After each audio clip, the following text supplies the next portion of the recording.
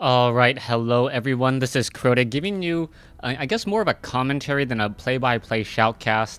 I know a lot of you guys out there want to see how I play. I'm really not that good. And just because I cast more than I play, I get to play like a handful of games, um, maybe 5, 7 games at most a week.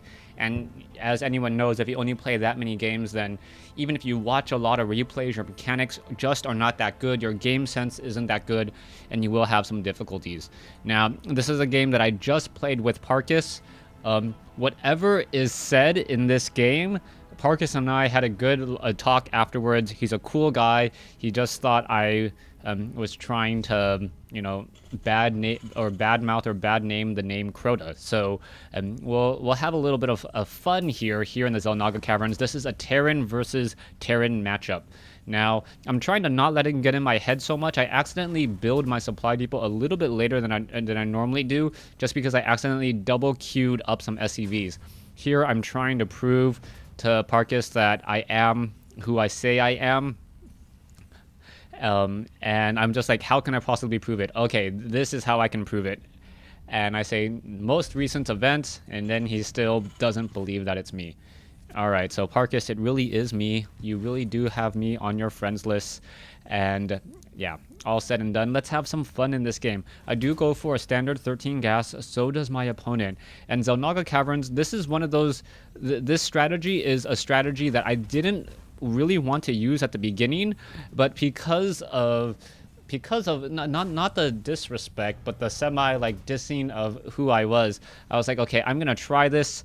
If it works, it works. If it doesn't, it doesn't. It's only Diamond League anyways. I got demoted from Masters, but hey, let me have some fun. Barracks is being built on the front door. Barracks, I do have a barracks off over here as well. And we'll see what's going to happen in this matchup. I am training up my Marine, and I will be building a supply depot here.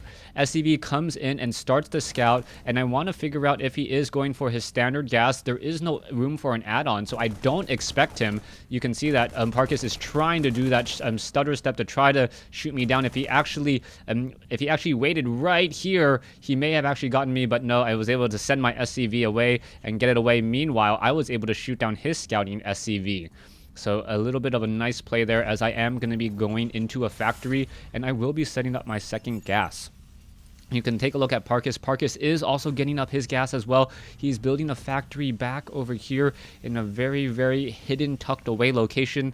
We'll see what comes of Parkis. I haven't actually studied the replay, as I'm going to park an SCV off over here and figure out what I can see.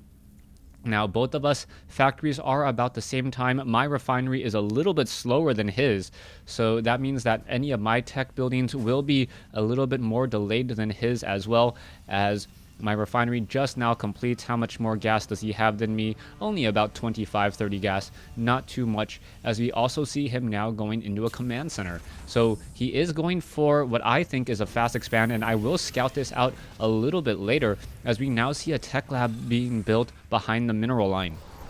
Command center being built. Double gas. This build is a little bit unorthodox, as it does delay your command center, but I think he is going to want to harass, and now also building a starport behind the mineral line. Now, a lot of the times, Terran players, when they scan, will scan the open area here to try to figure out what the actual tech is. Now, if you guys are keeping track of the production tab, I am building a proxy starport here. If you guys have studied my replays or have watched me on the stream, you will definitely know what's coming up next. Now, and back in base, I am training up Marines and Hellions, and I am getting double gas. So double gas inside my base right now. My harvester count, or my worker count, 33 over 43 compared to 22. I do have a slight SCV advantage right now, but he will get that second command center upgraded to an orbital command, and also going for Banshees. So Banshees are now being trained at the 6-minute mark. He also has an expansion, but he also has a command center, but any attack that were to attack him right now would pretty much almost barrel down the front door. You can see I have a fair number of Marines, more Marines now being trained. He would really rely on that Banshee to do the majority of that damage.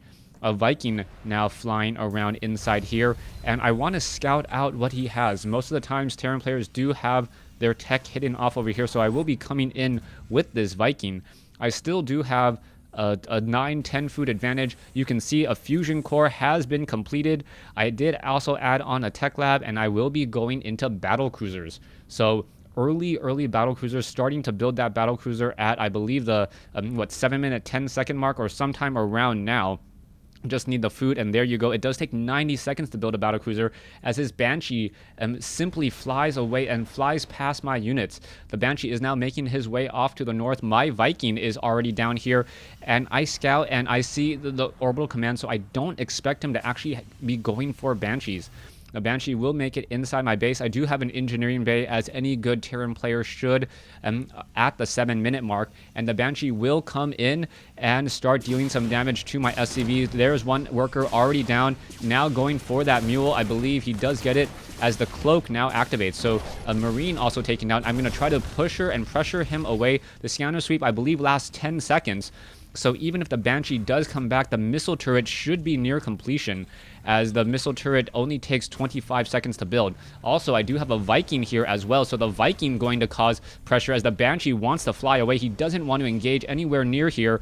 The second missile turret also being built as well. This SCV, unfortunately, will get taken down, and this Banshee still harassing here. I do have the Viking, though. The Viking keeping track and keeping tabs on this Banshee. The Banshee does decloak. I am going to try to chase after it, but no real benefit there at all. Meanwhile, my battle cruiser is already operational, and you can see that all of that lost gas mining time really hurt me, as I would be able to start training up my second battle cruiser now if I was on top of things.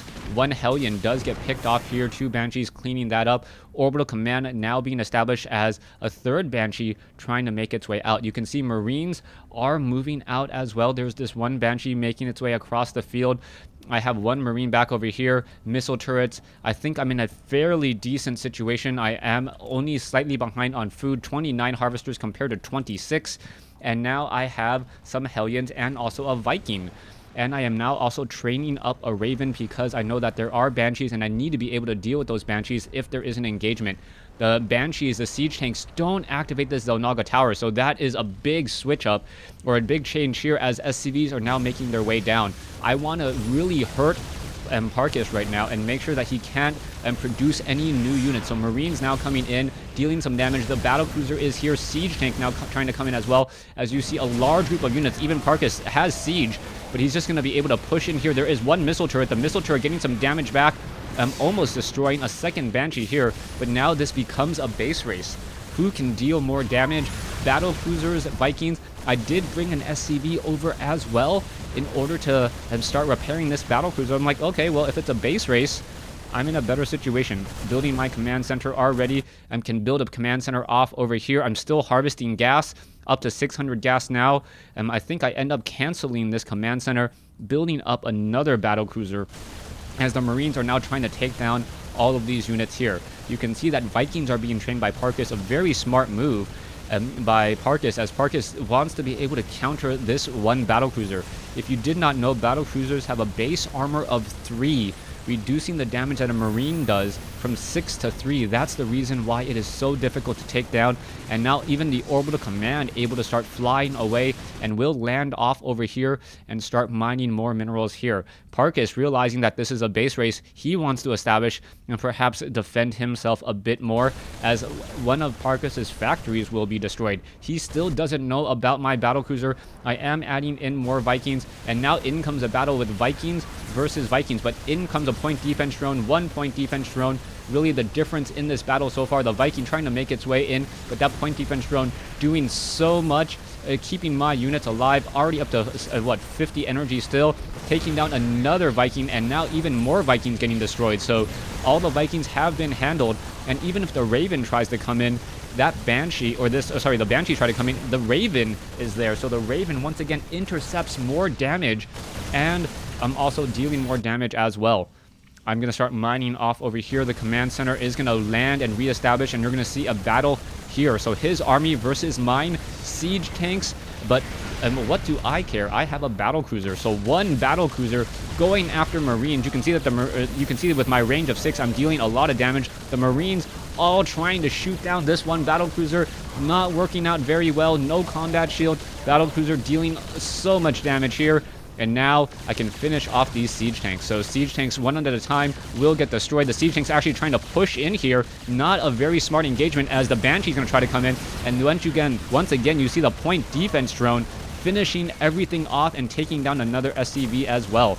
Now I want to make sure that Parkis, I want to make sure that he is going to be forced to rebuild supply depots. I don't want him to have any free supply depots here. I need to build a barracks in order to upgrade to an orbital command, and I still have an orbital command here. So Parkis is in trouble with his one orbital command, unable to land it at all. He's going to actually land back here and then call mules a little bit further away and now bring over some SCVs and XCVs perhaps to start mining. So you can see that the mules are here.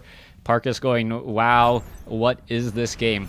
Currently sitting at 28 over 46 food. Another battlecruiser will be operational in just a moment, and just making my way out with these units. Marines dealing or fighting against destroying refineries, trying to make sure that any hope of him trying to come back in the game is pretty much nullified. You can see that SCVs were attempting to attack. I was able to lift out my orbital command, and lucky for me, he didn't take out some of these supply depots.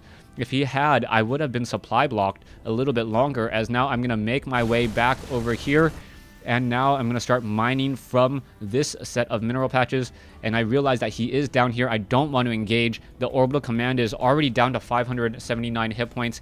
It can easily burn down, and that would be very, very bad news as well.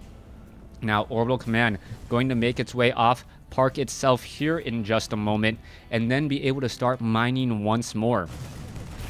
And now I want to make sure that Parkis is not able to get back in, so using the auto turrets of the Raven, destroying this command center. Battlecruiser is off over here, and if you guys think, oh, I know what's going to happen, trust me, you don't. Two battlecruisers are here. The battlecruiser already down to 400 some odd hit points, now going to start to burn as well. The auto turrets do attack very quickly. They also have a decent range as well, so it's actually protecting my battlecruisers. The battlecruisers with 3 armor still fighting, still able to deal a lot of damage here, as the Marines are going to perhaps make their way off to the north. Battlecruisers so strong if you can utilize them and use them effectively. Auto turrets also very effective, 150 hit points, attacking slightly faster than a Marine with also 1 base armor, so that's going to reduce the damage even further. Orbital command here from Parkis, he cannot afford to lose this. You can see that the Marines are attempting to take this down. SCVs are now going to make their way over. Battlecruiser is up on the high ground, and the Marines are trying to get in position. Got to be careful to not lose any of these units. Marines, battlecruiser down to 7 hit points, 4 hit points. I do lose 1. So 1 battlecruiser has fallen. Now, once again, doing another engagement. The SCVs, the Marines able to take down that Viking here. So now I have another straight up battle. What's going to happen here? Battlecruiser, Marines going to try to engage once more. The Raven also here going to drop an auto turret, or need to drop an auto turret, as the battlecruiser going up against a lot of Marines. And with that 1 auto turret adding a little bit more DPS, finishing off Marines, you can see that this Raven already up to 3 kills, going to get even more kills still, and now up to 5 kills. 1 battlecruiser is all that I have, but if you only have 1 unit, a battlecruiser is definitely a good unit to have alongside a Raven, dropping auto turrets, just taking down Marines, taking down all of these barracks, and there's nothing that these Marines can really do at all. 3 Marines now trying to fight back against this battlecruiser, 259 damage, still more than half-life, or sorry, slightly less than half-life now, as the battlecruiser does back off, and I realize that if he can't land this command center, he really can't do anything, and my mining at this stage is much stronger than his. I want to drop another auto turret, not quite sure where I can drop it. Where can I drop that auto turret? It looks like I'm going to drop it right here to prevent him from being able to take the gold mineral patch, because that's pretty much what I think the only thing he can do now to really get back in this game, and also perhaps force these Marines and SCVs to come around the far corner. Now, SCVs are repairing a battlecruiser. I am training up more battlecruisers once more. Marines and SCVs are going to try to charge up that ramp in just a moment. And will they be able to deal any damage is the question. Marines already there, ready to intercept those SCVs. 1 Marine does get taken down. There is the Raven still doesn't have enough energy for an auto turret. And the battlecruiser absorbing that damage, the Raven backing off. And there goes all the Marines. No more units, while I have 2 battlecruisers, and Parkis asking if he can get the win. Now, pretty much, and I did have a good conversation with Parkis afterwards, um, and we joked around a little bit, but he really didn't think I was who I said I was, and for any fans out there who do watch this, if you ask me to leave the game and it really matters that much to you, I will definitely leave the game. I don't play in order to be highly competitive. I don't care about my wins on icons. I really don't care about my ladder ranking anymore. But I still do want to play decent games of StarCraft.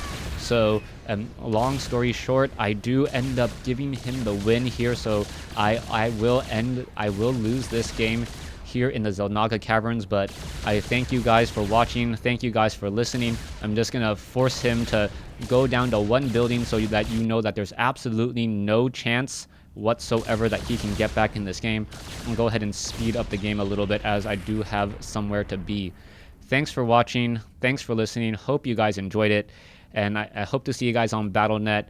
Just remember, right now, if you do play against me, I do have the panda icon from BlizzCon 2011, and that is pretty much it.